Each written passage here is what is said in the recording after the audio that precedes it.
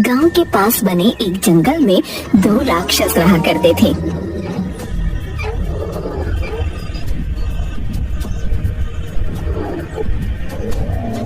उन्हें जब भूख लगती गांव वालों का शिकार करते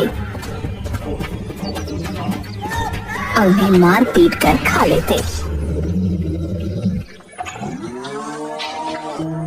जिसके कारण गांव के लकड़हारे उनसे बहुत डरते थे। एक बार अनजाने में उन्होंने इंसानी वेश में नागराज कुमार को पकड़ लिया और उनका जादुई दीपक उनसे छीन लिया। नागराज कुमार, ये तो बड़ा अनर्थ हो गया। नागलोक के जादुई दीपक के कारण ही यहाँ उजाला रहता था। अगर दीपक नहीं मिला तो हमें अंधेरे में रहना होगा। सैनिकों, पिताजी को इसकी खबर नहीं होनी चाहिए। मैं उन राक्षसों को ढूंढकर दीपक जरूर ले आऊंगा। लेकिन नागलोक में अंधकार हो जाने के कारण नागराज कुमार का सर एक बड़े पत्थर से टकरा जाता है और वो बेहोश हो जाते हैं। दूसरी तरफ गरीब लकड़हारे बाबूलाल के घर में खाने को कुछ भी नहीं था। वो सोचने लगा, राम जी की कसम, मरना तो निश्चित है। या तो भूख से मरे या फिर जंगल जाकर मरे। जंगल जाकर मरूंगा तो कम से कम मन में यह तो रहेगा कि अपने परिवार के लिए मेहनत करी, वरना मरने के बाद भी खुद को माफ नहीं कर पाऊंगा। बाबूलाल की बीवी ने उसे घर में पड़े चोकर की 2 रोटियां और चटनी दे दी। एक हाथ में कुल्हाड़ी और एक हाथ में खाने पीने की पोटली लेकर बाबूलाल पेड़ काटने जंगल की ओर चल पड़ा। जब वो जंगल पहुंचा तो उसे दूर दूर तक कोई नहीं दिखा। वो सोचने लगा, राम जी की कसम, कितने बड़े बड़े पेड़ लगे हैं और दूर दूर तक पंछी भी दिखाई नहीं देता है। इन राक्षसों के डर से चिड़ियों ने भी जंगल में आना छोड़ दिया है। आगे जाऊं या यहीं से लौट जाऊं? डर के मारे तो हमारी चुटिया खड़ी हो रही है। राम जी की कसम। बेचारे बाबूलाल के सामने बार बार उसके परिवार का भूखा चेहरा आ जाता। हिम्मत करके वो आगे बढ़ा। उसे सामने एक पेड़ गिरा हुआ दिखाई पड़ा। राम जी की कसम, बीवी ने जो रोटी बनाई है खा लेते हैं। कहीं ऐसा ना हो कि भूखे ही मर जाए। फिर आगे बढ़ेंगे और पेड़ काटेंगे। देखें हमारी किस्मत में क्या लिखा है राम ने।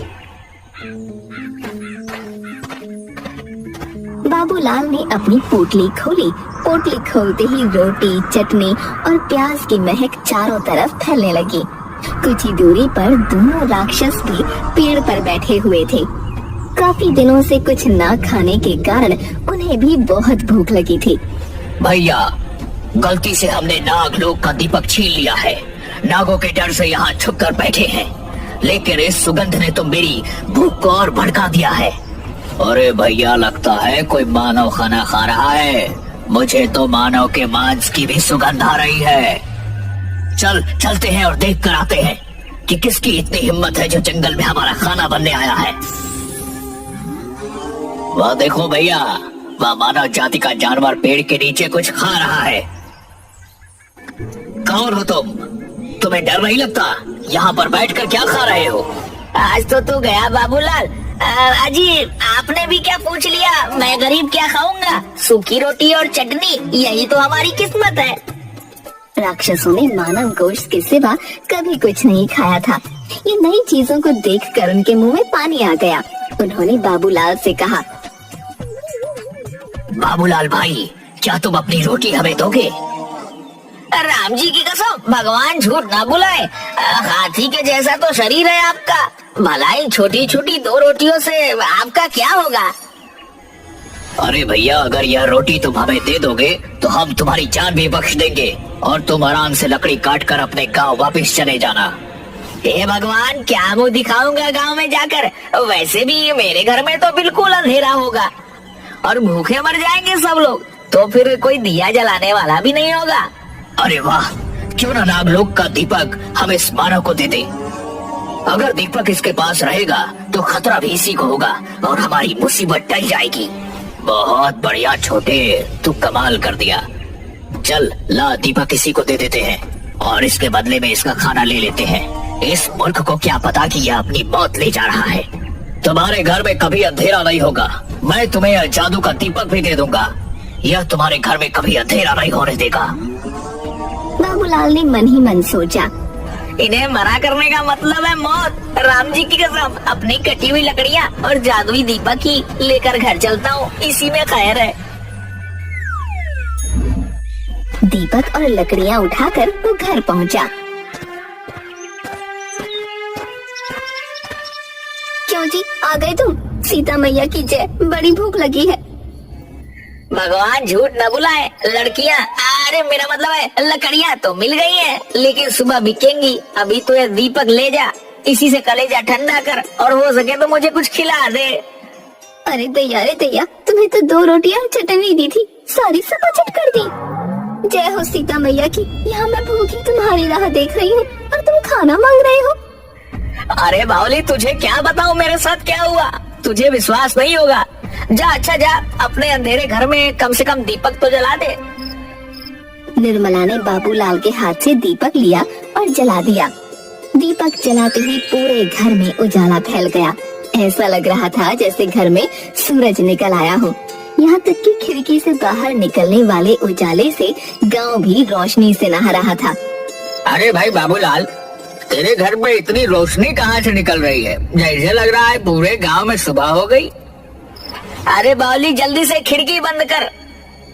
मैं किसी को कुछ नहीं बता सकता, मैं बाहर जाकर मुखिया जी से बात करके आता हूँ। बाबूलाल बाहर जाता है और राक्षसों के डर से किसी से कुछ भी नहीं कहता। भगवान झूठ ना बुलवाए मुखिया जी, ऐसी तो कोई बात नहीं है। हम गरीबों के यहाँ भला बहुत दिनों के बाद दिया जलाया ना, इसलिए आपको लग रहा होगा मेरे घर में रोशनी है, वरना मुझे गरीब के यहाँ दिया जलता ही कहाँ है। बाबूलाल रोज शाम को अपना दिया जला लेता। धीरे धीरे जिस घर में भी कोई दावत होती या रोशनी की जरूरत होती, लोग बाबूलाल का दिया ले जाते और उसे उसके बदले में पैसे दे देते। पैसे मिलने से बाबूलाल और निर्मला का पेट भी भरने लगा। अजी सीता मैया की जय हो। मैं तो समझती थी तुम बड़े बुड़बक हो, लेकिन तुम्हारे इस दीपक ने तो हमारे घर में भी रोशनी कर दी और हमारे पेट में भी। भगवान झूठ ना बुलवाए, पगली कह तो तू सही रही है। लेकिन एक दिन शाम को जब बाबूलाल और निर्मला ने दीपक जलाया तो आकाश में परियां उड़ रही थीं। उनकी नजर धरती पर गई। उन्हें लगा जैसे धरती पर कोई तारा उतर आया हो। अरे लाली, सतरंगी, नारंगी, जरा धरती की तरफ देख। आसमान का तारा जमीन पर कैसे चमक रहा है। आज इसका राज पता करके आती है। सभी परियां धरती पर पहुंची और ये देखकर हैरान रह गईं कि वो दीपक तो नागलोक का दीपक है। हे भगवान, अगर नागलोक के नागों को पता चल गया कि ये दीपक यहाँ है तो इस मानव की तो खैर नहीं।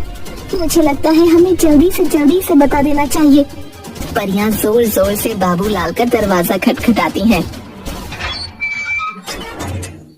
आप लोग कौन है? हम लोग तो बहुत गरीब हैं, हमसे क्या चाहती हैं? हम परियां हैं, तुम्हें सावधान करने आई हैं। तुम्हें ये दीपक कहाँ से मिला? ये पृथ्वी लोक का दीपक नहीं है, ये नागलोक का दीपक है। जल्दी से जल्दी इस दीपक को जहाँ से लाए हो वहीं रख दो, वरना तुम्हारे ऊपर बहुत बड़ा संकट आ जाएगा। भगवान झूठ ना बुलवाए, ये आप क्या कह रही हैं? परी रानी, ये दीपक तो मुझे जंगल में राक्षसों ने दिया है। यह तो मेरा उपहार है, मैं इसे किसी को नहीं दूंगा। सीता मैया की जय हो। इस दीपक की वजह से तो मेरे घर में खाना बनता है, मैं इसे किसी को नहीं दूंगी। तुम बड़े भोले हो मानव। राक्षसों ने नागराज को बंदी बनाकर इस दीपक को चुरा लिया था। ये दीपक नागलोक का सूरज है। इस समय पूरे नागलोक में अंधेरा है और सभी नाग इस दीपक को ढूंढ रहे हैं। अगर उन्हें पता चल गया कि ये दीपक तुमने चुराया है तो वो सब तुम्हारे ऊपर आक्रमण कर देंगे और ये गांव खत्म हो जाएगा। ये आप क्या कह रही हैं? अगर ऐसा हो गया तो क्या होगा, आप ही बताइए। मैं उन्हें यह दीपक कैसे वापस करूं? मेरे अंदर तो ना ताकत है, ना हिम्मत है और ना ही कोई जादुई शक्ति। तुम चुपचाप ये दीपक ले जाकर गांव के बाहर बनी सांपों की बांबी के पास रख दो, वो इसे खुद ही ले लेंगे। लेकिन अब इस दीपक में तुम्हारी गंध आ गई है, वो तुम्हें छोड़ेंगे नहीं, वो तुम्हें सजा जरूर देंगे। अरे सीता मैया की जय हो। परी रानी, मेरे पति को बचाने का कोई उपाय बता दीजिए। ये लो, ये जादुई मोती है, इसे मुंह में रखने से तुम गायब हो जाओगे। तुम अपनी बात नागराज को कैसे समझाओगे ये मैं नहीं जानती, पर मैं तुम्हारी इससे ज्यादा कोई भी मदद नहीं कर सकती। तुम्हें खुद ही अपनी बुद्धि से काम लेना होगा।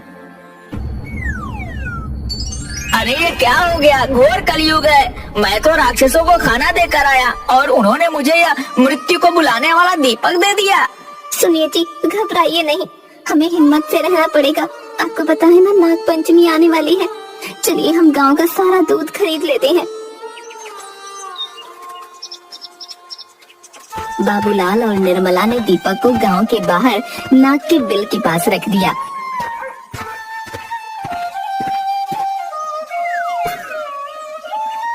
और गांव का सारा दूध खरीद कर घर के अंदर छुप गए। कुछ ही देर में दीपक नाग लोग के सांपों को मिल गया। हमारे दीपक को जरूर किसी मनुष्य ने छुआ है। उसके अंदर से मनुष्य की गंध आ रही है। जिसने हमारे दीपक को चुरा कर नाग लोक में अंधेरा करने की कोशिश करी है, उसे हम कभी नहीं छोड़ेंगे। उसे इस घनघोर अपराध की सजा जरूर मिलेगी। सभी नाग बाबूलाल की खुशबू को सूंघते हुए उसके घर की तरफ चल पड़े। दूर से ही सांपों की फुफकार की आवाज आने लगी। सभी गांव वालों, आप सभी एक एक कटोरा दूध मेरे घर के चारों तरफ रख दीजिए और सभी अपने अपने घरों के दरवाजे बंद करके अंदर छुप जाएं, जब तक मैं ना कहूँ कोई बाहर नहीं आए। गांव पर एक भयानक संकट आया है, लेकिन मैं आप सबको इस संकट से बचा लूंगा। सभी गांव वाले बाबूलाल के घर के चारों तरफ दूध ही दूध रख देते हैं। निर्मला पूजा की सामग्री लेकर बाहर बैठ जाती है। जैसे ही सांप घर की तरफ आते हैं, वो कुमकुम, रोली, चंदन से उनका टीका करने लगती है और दूध का प्रसाद देती है। हम जानते हैं तुम हमारे अपराधी की पत्नी हो और उसे बचाना चाहती हो। देखो बेटी, हम तुम्हें कुछ भी नहीं करेंगे, बस तुम हमारे अपराधी को हमारे हवाले कर दो। निर्मला घर के अंदर जाकर दरवाजा बंद कर लेती है। इंसानों की पत्नियां इतनी आसानी से अपने पति को हमारे हवाले नहीं कर सकती। सैनिकों, आप सभी अपने फन से इस दरवाजे को तोड़ दीजिए। नागराज के हुक्म से सभी नाग अपने फलों को बाबूलाल के दरवाजे पर मारने लगते हैं और उनके विष से बाबूलाल का दरवाजा नीला पड़ जाता है। तभी बाबूलाल मुंह में परी का दिया हुआ मोती रखकर अदृश्य हो जाता है और बाहर निकलता है।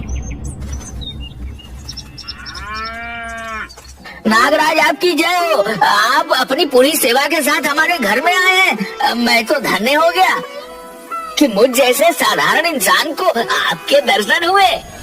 मानो तुमने हमारे दीपक को छूकर बहुत बड़ा अपराध किया है।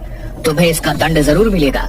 महाराज, मैं गरीब और कमजोर लकड़हारा हूँ, लकड़ियाँ काट कर पेट पालता हूँ। भला मुझ में इतनी हिम्मत कहाँ कि आपका दीपक चुरा सकूं। मैं तो लकड़ियाँ काटने जंगल में गया था 2 राक्षसों के पास। मैंने यह दीपक रखा हुआ देखा। ये सच कह रहा है महाराज, 2 राक्षसों से ही इसने दीपक छीना था। अगर यह सच है तो भला तुम इतने कमजोर इंसान राक्षसों से दीपक कैसे ले आए? महाराज, जैसे ही मुझे पता चला ये दीपक नागलोक का है, मैंने अपने प्राणों की बाजी लगा दी और दीपक लेकर घर आ गया, क्योंकि मुझे पता था कि आप दीपक को ढूंढते हुए जरूर आएंगे और मुझे दर्शन देंगे। मैं आपका बहुत बड़ा भक्त हूँ। अगर तुम इतने ही सच्चे हो तो हमारे सामने आकर बात क्यों नहीं करते? महाराज, पहले आप दूध ग्रहण कीजिए, मैं आपके सामने ही हूँ। परिया भी मेरी सच्चाई जानती थी, उन्होंने मुझे जादुई मोती दिया ताकि आपके सामने आने का साहस जुटा सकूं। बाबूलाल ने अपने मुंह से परी का दिया हुआ जादुई मोती बाहर निकाल दिया और नागराज के सामने नजर आने लगा। तुम तो सचमुच बड़े ही निर्बल दिखाई देते हो, फिर भी तुमने राक्षसों से युद्ध करके हमारा दीपक वापस ले आए। हम तुमसे बहुत खुश हैं। आज के बाद हमारे गांव के नाग इस गांव की रक्षा करेंगे। अपनी चतुराई से पूरे गांव की रक्षा की है और आज से नाग लोग भी हमारा दोस्त बन गया है। इसलिए हम बाबूलाल को इस गांव का मुखिया बनाते हैं। इस तरह बाबूलाल ने अपनी बुद्धि का इस्तेमाल करके पूरे गांव की रक्षा की और बदले में नागराज से हीरे, मोती, जवाहरात का उपहार भी पाया और गांव का मुखिया भी बन गया।